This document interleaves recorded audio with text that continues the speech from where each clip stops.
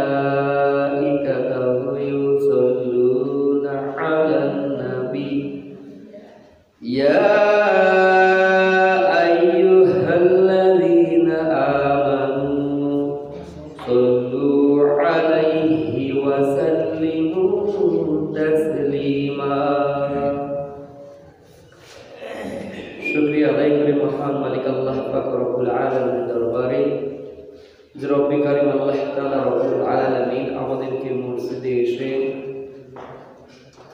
জুমার নামাজ আদায় করার আগ মুহূর্তে কোরআন হাদিস থেকে কিছু কথা বলার এবং শোনার তৌফিক দান করেছেন। এজন্য সকলে বলি আলহামদুলিল্লাহ। দরুদ ও সালাম মানবতার মুক্তির ইসলামী সর্বকালের সর্বশ্রেষ্ঠ মুহাম্মদ সাইয়্যিদুল মুরসালিন ইমামুল মুত্তাকিন হযরত মুহাম্মদ সাল্লাল্লাহু আলাইহি ওয়াসাল্লামের প্রতি আল্লাহর কাছে দরখাস্ত পেশ করি ওই সকল ভাইদের জন্য যারা আল্লাহর হুকুমকে বাস্তবায়ন করতে গিয়ে পরলোক গমন করেছেন। আল্লাহ তাআলা সেই সকল ভাইদেরকে শহীদ হিসেবে কবুল করে জান্নাতুল ফিরদাউস দান করুন, আল্লাহুম্মা আমিন। যারা আল্লাহর হুকুমকে বাস্তবায়ন করার কাজ করতে গিয়ে অন্ধত্ব বন্ধুত্ব বরণ করে বাড়ি হাসপাতাল ক্লিনিকের মধ্যে অবস্থান করতেছেন, আল্লাহ পাক রব্বুল আলামিন ওই সমস্ত ভাইদেরকে শিফায়ে কামিলা শিফায়ে আযলা দান করুন, আল্লাহুম্মা আমিন। সম্মানিত উপস্থিতি, আজকের আলোচনার বিষয়বস্তু হলো জুমার নামাজের গুরুত্ব। আসলে এই জুমার নামাজ যে ফজিলত আল্লাহ নবী সাল্লাল্লাহু আলাইহি ওয়াসাল্লাম অসংখ্য হাদিস শরীফের মধ্যে ঘোষণা করে দিয়েছেন এবং আবার অনেকগুলো হাদিস এসেছে যারা এই জুমার নামাজে উপস্থিত হয় না, নামাজ আদায় করে না, এ ব্যাপারে আল্লাহ রাসূল সাল্লাল্লাহু আলাইহি ওয়াসাল্লামের কঠিন সিদ্ধান্ত, কঠিন শাস্তির বিষয়ে তিনি বলে দিয়েছেন।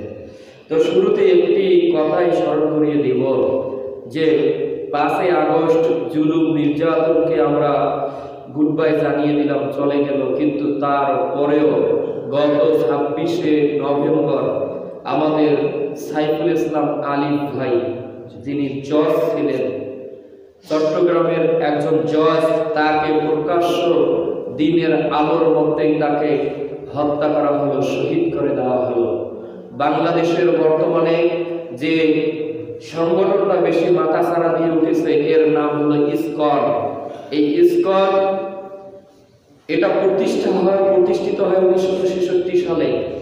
এই ইসকনের পুরো নামটাই হলো ইন্টারন্যাশনাল সোসাইটি ফর কৃষ্ণ কনজাসনেস, যেটা প্রতিষ্ঠিত হয় আমেরিকার মধ্যে, এবং এর প্রতিষ্ঠাতা হলেন স্বামী প্রভুপদ। তিনি এটাকে প্রতিষ্ঠিত করে এবং এই ইসকন বর্তমানে যে স্বৈর শাসক ছিল বাংলাদেশের মধ্যে, এই স্বৈর শাসক ভারতের মধ্যে পালিয়ে গিয়ে ওখান থেকে চাবি নাড়া দিতেছে। আর এরপরে দেখা যাচ্ছে প্রতি বিপ্লব করার জন্য প্রতি মাসের মধ্যে দেখেন একটার পর একটা কর্মসূচি তারা হাতে নিয়েছে, কিন্তু বাংলার তৌহিদি জনতা, ছাত্র জনতা তাদের এই ষড়যন্ত্রগুলো বন্ধ করে দেওয়ার জন্য তারা প্রস্তুত আছে, এই বিধায় তারা এই কাজটা করতে পারতেছে না। যার ফলশ্রুতিতে দেখেন বর্তমানে ইসকন এরা শুধু বাংলাদেশকে থেকে এটাকে নিষিদ্ধ তো করতেই হবে, কারণ চিন্তা করে দেখেন এই বিশ্বের মধ্যে কতগুলো দেশের মধ্যে এই ইসকনকে নিষিদ্ধ করা হয়েছে। আপনারা যারা জানেন, যারা জানেন না তারা আজকে কথাটা শুনেন। চীনের মতো রাষ্ট্রে, একটা বৈধ রাষ্ট্রের মধ্যে তাদের কোনো সুযোগ নাই কাজ করা, তাদেরকে নিষিদ্ধ করে দেওয়া হয়েছে। ভারতের মাটিতেও তাদের কোনো ইসকনের কোনো সংগঠন নাই, তারা কাজ করতে পারে না। এমনকি যুক্তরাজ্যের মধ্যেও তারা কাজ করতে পারে না। যুক্তরাষ্ট্র বলেন, এখানেও তাদের কাজের কোনো সুযোগ নাই। রাশিয়া, ব্রাজিল, জার্মানি, দক্ষিণ Africa, Kenya, Tanzania, Uganda, Australia, Dubai এবং ইসরায়েল সহ কোন রাষ্ট্রেই তারা এই রাষ্ট্রগুলোর মধ্যে তাদের কর্মসূচি বাস্তবায়ন করতে পারে না। এরপর Mexico, Canada, Japan, Thailand, Mauritius, Fiji, Argentina, Colombia, Malaysia, Iran, Afghanistan এবং কি সৌদি আরবের রাষ্ট্রের মধ্যে এদেরকে নিষিদ্ধ করা হয়েছে। একবারে সম্পূর্ণ সক্রিয়ভাবে নিষিদ্ধ করেছে। শুধু আমাদের বাংলাদেশের মধ্যে তাদের হলো কেন্দ্রীয় দপ্তর হলো ঢাকার মধ্যে। বলেন কোথায়? ঢাকার মধ্যে। এই বাংলাদেশ জানি না, যেগুলো হিন্দু, বৌদ্ধ, খ্রিস্টান রাষ্ট্র বলেন, এই রাষ্ট্রগুলো নিষিদ্ধ করলো, কিন্তু বাংলাদেশ রাষ্ট্র এখনো তাদেরকে নিষিদ্ধ করে নাই। আমরা স্পষ্টভাবে এই জুমার আলোচনায় যেহেতু রেকর্ড হচ্ছে, কোন পর্যায়ে যদি তাদের কাছে পৌঁছে যায়, জুমার এই মসজিদ থেকে বলতেছি অতি শীঘ্রই কোনো সুযোগ না দিয়ে এই ইসকনকে নিষিদ্ধ করতে হবে। আর যদি ইসকনকে যদি নিষিদ্ধ না করে, আমাদের সাইফুল ইসলাম আলিফ ভাই তার কি অপরাধ ছিল? তাকে প্রকাশ্য দিনের আলোর মধ্যে তাকে জবাই করলো, কি করে নাই? মিডিয়ার মধ্যে আপনারা দেখেন নাই, পেপার পত্রিকায়। কি অপরাধ ছিল তার? অপরাধ ছিল একটাই, সে বলল আজকে আমি রায় দেব না, রায়টা আগামী দিনে দেব। শুধু এটাই হলো তার অপরাধ। আসুন আমরা যদি এখন সোচ্চার না হই, তাহলে আমাদের হিন্দু ভাইয়েরা যারা আছে, আপনারা তো দেখেছেন যে আমরা সারা বাংলাদেশের সকল আলেম ওলামাগণ তাদের মন্দির পাহারা দেয় নাই, তাদের এলাকা পাহারা দেয় নাই পূজার মৌসুমে। অথচ দেখা গেছে 2024 সালের পূর্বে যতগুলো তারা পূজা পার্টি করেছে, ওখানে হাঙ্গামা হয়েছে, মন্দিরে হামলা হয়েছে, কিন্তু 24 সালে এরকম কোন নজির আছে? কিন্তু নাই। কিন্তু ভাইয়েরা ওদের দোষরে পড়ে এরাও কিন্তু চাচ্ছে। এবং আরেকজন তো আছে যিনি দেশে থেকে ছাত্র জনতার আন্দোলনের লড়াই করতে পারে নাই, এত ছাত্র ভাইদেরকে হত্যা করলো, আগুনে জ্বালিয়ে পুড়লো, দেশে থেকে কিছু করতে পারে নাই। আমরা আশা করব উনি ওখানে আছে, দাদা বাবুদের দেশে আছে, ওখান থেকেও কিছু করতে পারবে না। আসুন আমরা সকলে মিলে এরকম যদি কখনো প্রতিবাদ করার জন্য মিছিল সংগ্রাম রাজপথে করার জন্য আসে, আমরা থাকবো তো ইনশাআল্লাহ। এই বাতিলদেরকে, কোরআনের শত্রুদেরকে প্রতিহত করার জন্য জীবন সম্পদ যখন যা ডাক আসবে, সকলে জীবন সম্পদ দিয়ে রাজপথে নামিয়ে পড়বো ইনশাআল্লাহ। আল্লাহ পাক রব্বুল আলামিন আমাদের সবাইকে সেই তৌফিক দান করুন, আল্লাহুম্মা আমিন। সম্মানিত উপস্থিতি, আজকের আলোচনার তো বিষয় হচ্ছে জুমার গুরুত্ব, জুমার নামাজের গুরুত্ব। দেখেন আল্লাহ পাক রব্বুল আলামিন যে আয়াত কারিমা আমি তেলাওয়াত করেছি, আল্লাহ তাআলা রব্বুল আলামিন বলছেন, ইয়া আইয়ুহাল্লাযীনা আমানু। আল্লাহ প্রথমে ডাক দিলেন ঈমানদারদেরকে। বলেন কাদেরকে? ইমানদারদেরকে ডাক দিলেন, ইমানদার মুমিনদেরকে ডাক দিয়ে বললেন, ইযা নুদিয়া লিস-সালাতি মিন ইয়াউমিল জুমআ, যখন তোমাদেরকে আহ্বান করা হয়, ডাকা হয় জুমার নামাজের জন্য, তখন তোমরা আল্লাহর জিকির ফাসআউ ইলা যিকরিল্লাহ, অর্থাৎ আল্লাহর স্মরণ করার জন্য কি হবে, তোমরা ধাবিত হও। বাজারুল বাই, এবং তোমার ব্যবসা বাণিজ্য যা আছে এগুলো সবগুলো কি করো, বন্ধ করে দাও। এরপর আল্লাহ বলতেছে, যে কারণে যখন জুমার নামাজের জন্য তোমাদেরকে আহ্বান করা হবে, ডাকা হবে, এক নম্বর কাজ হলো যারা ব্যবসায়ী নানাবিধ ব্যবসা কাজের মধ্যে প্রতিষ্ঠিত থাকে, ব্যবসা প্রতিষ্ঠানের মধ্যে থাকে, আল্লাহ বলতেছেন তোমরা এই ব্যবসাটাকে কি করো, স্টপ করে দাও। কখন স্টপ করবে? যখন আজান হয়ে যাবে। কি হবে? আজান হয়ে যাবে, তখন ব্যবসা কি করো, বন্ধ করে দাও। এবং কি করো, ওই যে আজান হয়েছে, আজান তো দিছে কিসের জন্য বলেন তো? প্রতিদিন আজান দেয় একটার সময়, দেয় না? আর জুমার দিনে আজান দেয় কোন কোন মসজিদে 12টায় 15 মিনিটে, কোথাও 12টায় 20, কোথাও 12টায় 25, সর্বোচ্চ দেখা যায় 12:30টার সময় আজান দেয়। অর্থাৎ জুমার নামাজ শুরু হবে তার 1 ঘন্টা আগে কোন কোন মসজিদে আজান দেয়, দেয় কি না? তা আল্লাহর আদেশ হলো যখন আজান শুনবে কি করবে? ব্যবসা বাণিজ্য বন্ধ করে, যে কাজের মধ্যে যে ব্যস্ত আছেন ওই কাজ বন্ধ করে আগে কি করেন, নামাজের মধ্যে শামিল হয়ে যান। এখানে তাফসীর কারকগণ অনেকগুলো কারণ বুঝেছে। কেউ বলছে আমাদের যখন খুতবার আগে আযানটা হয় এই সময়টা বুঝাইছে, অর্থাৎ যে যেদিকেই নেক কারোকে সমালোচনা করা যাবে যাবে। তবে আমার থিওরি যেটা, যখন আযান হচ্ছে আমি যে কাজের মধ্যে ব্যস্ত থাকি না কেন, যে ব্যবসা থাকি, কাজে থাকি, কাজ ব্যবসা সব বন্ধ করে জুমার নামাজের প্রস্তুতি গ্রহণ করার দরকার আছে না নাই?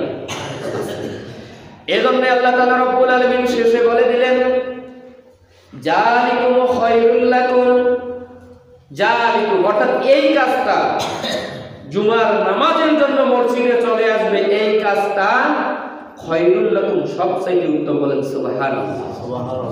এই যে আমার ব্যবসা ফেলে আমি চলে আসবো, এটা কি উত্তম? আমার কাজ ফেলে আজকে আমি মসজিদে চলে আসবো, এটা হলো কি উত্তম? ইন কুনতুম তাআলামুন, আল্লাহ বলেন যদি তোমরা বুঝে থাকো, যদি তোমরা কি বুঝে থাকো।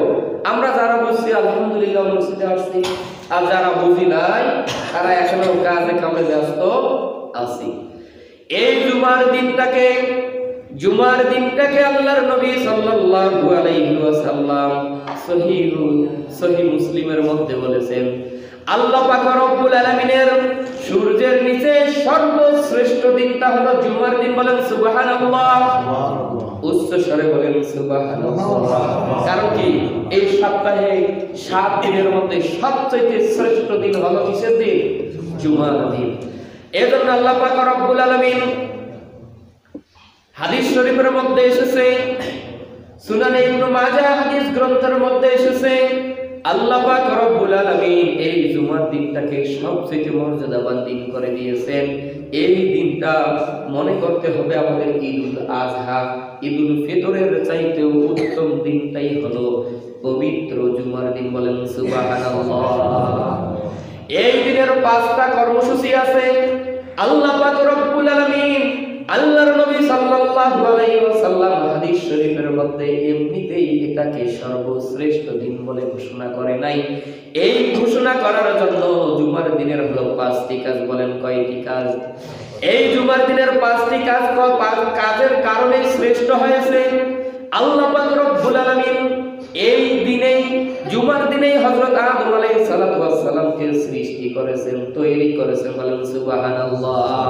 আবার কি করেছেন? এই দিনেই নবী, এই দিনে আদম আলাইহিস সালাতু ওয়াস সালামকে পৃথিবীর মধ্যে প্রেরণ করে দিয়েছেন, এবং এই দিনে আল্লাহ তাআলা রব্বুল আলামিন আদম আলাইহিস সালাতু ওয়াস সালামকে আসমানে উঠাই নিয়েছেন। বলেন সুবহানাল্লাহ।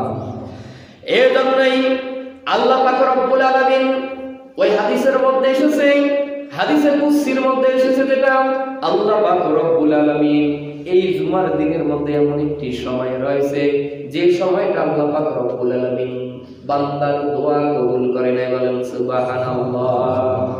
এই সময়টা হলো আসরের নামাজের পর থেকে মাগরিবের নামাজের আগ মুহূর্ত পর্যন্ত একটা সময়, যে সময়টা আল্লাহ পাক রব্বুল আলামিন কি করে বলেন তো? বান্দার দোয়া কবুল করে নেয়, বলেন সুবহানাল্লাহ বিহামদিহি। যদি ওই বান্দা আল্লাহ যা হালাল করে দিয়েছেন, যা হালাল কাজের জন্য যদি প্রার্থনা করে, আল্লাহ নবী সাল্লাল্লাহু আলাইহি সাল্লাম বলতেছেন আল্লাহ তাআলা কবুল করবেন। হারাম জিনিস যদি প্রার্থনা করে, আল্লাহ তাআলা হারাম জিনিসকে কবুল করবে না। আর আল্লাহ তাআলা রব্বুল আলামিন এই জুমার দিনে কিয়ামত সংঘটিত করে দিবে, আর সকল নৈকট্য ফেরেশতা, আসমান জমিন পাহাড় পর্বত প্রত্যেকেই শুক্রবারে সম্প্রস্ত্র হয়ে পড়ে, বলেন সুবহানাল্লাহ। তাহলে জুমার দিন হলো কি সবচেয়ে পবিত্র সর্বশ্রেষ্ঠ দিনটাই হলো কিসের দিন বলেন তো? জুমার দিন। এই জুমার নামাজে আমরা যারা আসতে পারি না, হাদিসে তো কঠিন সিদ্ধান্ত, কঠিন কথা আল্লাহ নবী সাল্লাল্লাহু আলাইহি ওয়াসাল্লাম বলে দিয়েছেন। আসুন এই জুমার দিন যারা জুমার নামাজে শরীক হবে না, আল্লাহ নবী সাল্লাল্লাহু আলাইহি ওয়াসাল্লাম কি ফয়সালা তাদের জন্য করে দিয়েছেন। মুসলিম হাদিস গ্রন্থের মধ্যে এসেছে আল্লাহর নবী সাল্লাল্লাহু আলাইহি ওয়াসাল্লাম ঘোষণা করে দিয়েছেন জুমার সালাত পরিত্যাগের অভ্যাস মানুষের অবশ্যই ছাড়তে হবে। কি করতে হবে? যারা জুমার নামাজ পড়তে আসে না, মানে হেলায় খেলায় কি করে ছেড়ে দেয়। দেখেন অনেক কাজে কিন্তু অনেক লোক ব্যস্ত আছে। এই গ্রামের ভিতরে যদি ঘুরেন দেখবেন যুবক ছেলেরা, তরুণ ছেলেরা তারা এক জায়গায় দলবদ্ধভাবে বসে মোবাইলের গেম খেলতেছে। দেখেন যে তারা পরিবারের কোনো কাজ করতেছে না, অন্তত পক্ষে জুমার দিনটাকেও তারা মিস করতেছে। আল্লাহ নবী সাল্লাল্লাহু আলাইহি ওয়াসাল্লাম বলতেছেন যারা এই জুমার নামাজ পড়তে আসে না, আল্লাহ তাআলা রব্বুল আলামিন তাদের অন্তরের মধ্যে মোহর মেরে দেয়, এরপর তারা গাফেল এবং মুনাফিকে পরিণত হয়। নাউযুবিল্লাহি মিন যালিক। অথচ দাবি করি মুসলমান, কিন্তু কাজ করবার সবগুলো হলো কিসের? মুনাফিক হয়ে যাচ্ছে। শুধুমাত্র কি করার কারণে? এই জুমার দিনে নামাজ পড়তে না আসার কারণে।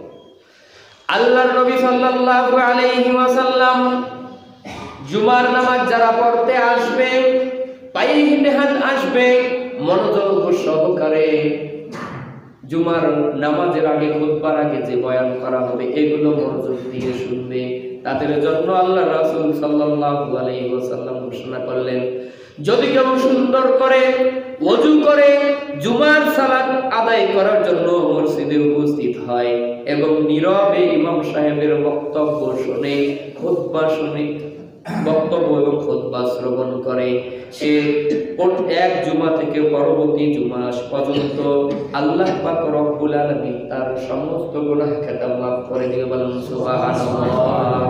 তবে ওই ব্যক্তির এক জুমা থেকে আরেক জুমা গুনাহ আল্লাহ পাক রব্বুল আলামিন মাফ করবে না যে ব্যক্তিটি হলো করকরে স্পর্শ করে। কি করে বলেন তো? করকরে স্পর্শ করে। করকরে এসেছে যে অমনোযোগী থাকে, অযথা কথাবার্তা বলে। এবার আল্লাহ পাক রব্বুল আলামিন এই বান্দার জন্য কতটুকু পাপ মোচন করে দিবে? আবু দাউদ হাদিস গ্রন্থের মধ্যে এসেছে আল্লাহর নবী সাল্লাল্লাহু আলাইহি ওয়াসাল্লাম ঘোষণা করে দিলেন যদি কেউ জুমার দিনে গোসল করে, সুগন্ধি ব্যবহার করে, তার পছন্দ মতো পোশাক পরিধান করে, এরপর মসজিদে পায়ে হেঁটে আসে এবং সাধ্য মতো সে সুন্নত এবং নফল নামাজ আদায় করে, এরপরে হলো যদি ওই ব্যক্তি কাউকে কষ্ট না দেয়, কারো ঘাড় দেখিয়ে যদি সামনে না যায়, দুজনের মাঝে সরিয়ে জায়গা করে না বসে এবং যদি নীরবে খুতবা শুনে সালাত আদায় করে, তাহলে আল্লাহ তাআলা রব্বুল আলামিন এক জুমা থেকে আরেক জুমা পর্যন্ত সগীরা গুনাহগুলো আল্লাহ তাআলা মাফ করে দিবে, বলেন সুবহানাল্লাহ। তবে এখানে কিছু নিষেধ কাজ আল্লাহ নবী সাল্লাল্লাহু আলাইহি ওয়াসাল্লাম বলে দিয়েছে, যেগুলো আলহামদুলিল্লাহ আপনাদের এখানে এই পরিবেশটা আমি পর্যন্ত দেখি নাই, কিন্তু অন্য জায়গাগুলো দেখি। যেটা এক মসজিদের কথাই বলি, ওখানে মানে খুব সম্মানিত ব্যক্তি, উনি কখন আসে আসুক, ওনার জন্য জায়গা রেডি করে রাখতে হবে। ও জায়গায় আর কেউ বসবে না। উনি যদি পরেও আসে, সবার শেষে আসে, তারপরে ওনার জায়গা খালি থাকে। অনেক মসজিদে আসে। আবার অনেক মসজিদের দায়িত্বশীলরাও আছে, ওই পেছন থেকে 10-15 লাইন লোক সরাইতে সরাইতে সামনে আসিয়া দুইজন কাক সরাই দিয়ে বসে যায়। এটা তো আল্লাহ রাসূল সাল্লাল্লাহু আলাইহি ওয়াসাল্লাম স্পষ্ট নিষেধ করে দিল এই কাজটা করা যাবে না। এবং মসজিদে আমরা দেখা যায় সপ্তাহে একদিন জুমার দিন ওই কুর্তিক্ষণ যেটা জামা পরি ওটাই পরে আসি। এখানে সুন্দর উত্তম পোশাক আপনার জন্য যেটা এটাই পরে আসতে হবে, কারণ এইটা নির্দেশ কে দিয়েছেন? আল্লাহ তাআলাও কিন্তু ঘোষণা দিয়েছেন কোরআনের মধ্যে সুন্দর পোশাক কি করার জন্য, পরিধান করার জন্য। এই মুমিনের কিন্তু একটা বৈশিষ্ট্য হলো এটা, সুন্দর পোশাক পরিধান করা। তা আপনি আমি ওই যে বিয়ের বাড়ি যাই, বিয়ে আছে না, ওই বিয়ে দাওয়াত দিয়েছে, দোস্ত দাওয়াত দিয়েছে, তখন সুন্দর পোশাক পরে যাই কিনা? আর মসজিদে একবারে যেটা সব সময় যেটা পরি ওটাই পরে আসি। একটু চেঞ্জ করেন, একটু কি করতে হবে? চেঞ্জ করতে হবে। সর্বশ্রেষ্ঠ দিনের মধ্যে সর্বশ্রেষ্ঠ সৎকার করতে হবে, সর্বশ্রেষ্ঠ পোশাক ও পরিধানও করতে হবে। কি এটা কি সর্বশ্রেষ্ঠ দিন না? ওই বছরে 2টা ঈদ আসে, ঈদের সময় তো সুন্দর পোশাক পরে, তো সুন্দর পোশাকগুলো এই দিনেও তো পরা দরকার আছে না? নেই আছে। এবং আমরা যারা পরে আসি, কি জুমার দিনে পরে আসি না?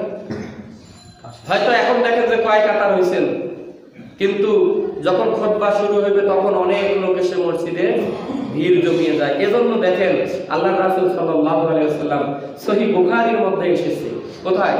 সহিহ বুখারীর মধ্যে হাদিস এসেছে, আল্লাহর নবী সাল্লাল্লাহু আলাইহি ওয়াসাল্লাম তিনি ঘোষণা করে দিলেন, যদি কোনো ব্যক্তি জুমার দিনে অপবিত্রতা দূর করে, সুন্দর করে গোসল করে, প্রথম প্রহরে যদি মসজিদের দিকে রওনা দেয়, আল্লাহ তাআলা রব্বুল আলামিন তাকে একটি উট কুরবানি করার সওয়াব দিয়ে দিবেন। বলেন সুবহানাল্লাহ। এরপর বললেন, যদি জুমার দিনে দ্বিতীয় প্রহরের মধ্যে চলে যায়, তাহলে আল্লাহ তাআলা রব্বুল আলামিন দ্বিতীয় প্রহরে আসার কারণে একটি গরু কুরবানি করার সওয়াব তার আমলনামায় দিয়ে দিবেন। বলেন সুবহানাল্লাহ। এবং তৃতীয় পর্যায়ে যে ব্যক্তিটি আসবে, ওই ব্যক্তিটি সুন্দর সিংহওয়ালা ভেড়া যেন কুরবানি করে, এই সওয়াব দিয়ে দিবে। সুবহানাল্লাহ। এরপরে আসলো 4র্থ নম্বরে, আল্লাহর নবী সাল্লাল্লাহু আলাইহি ওয়াসাল্লাম বলতেছেন যে 4র্থ প্রহরের মধ্যে মসজিদের দিকে রওনা দিল, সে যেন একটি মুরগি কুরবানি করার সওয়াব আল্লাহ তাআলা তার আমলনামায় দিয়ে দিবে। এবং 5ম প্রহরে যে ব্যক্তিটি আসবে, ওই ব্যক্তিটির আমলনামায় একটি ডিম কুরবানি করার সওয়াব দিয়ে দিবে। সুবহানাল্লাহ। এই যে 5টা যে প্রহরের কথা, আচ্ছা প্রথম প্রহর যেটা উট, এই উট কেনার মতো টাকা আমাদের আছে? আছে কি বলেন তো? তাই এখানে আপনি শুধু একটা কাজই করবেন, এই জুমার দিনে প্রথম প্রহরে চলে আসলে এই উট কেনার মতো সদকা, মনে করলেন আপনি প্রথম প্রহরে আসলেন, একটা উটের দাম যদি 20 লাখ হয়, 20 লাখ টাকা আপনি কি করলেন? সদকা করলেন। সুবহানাল্লাহ। কি কথা কি বুঝতেছেন?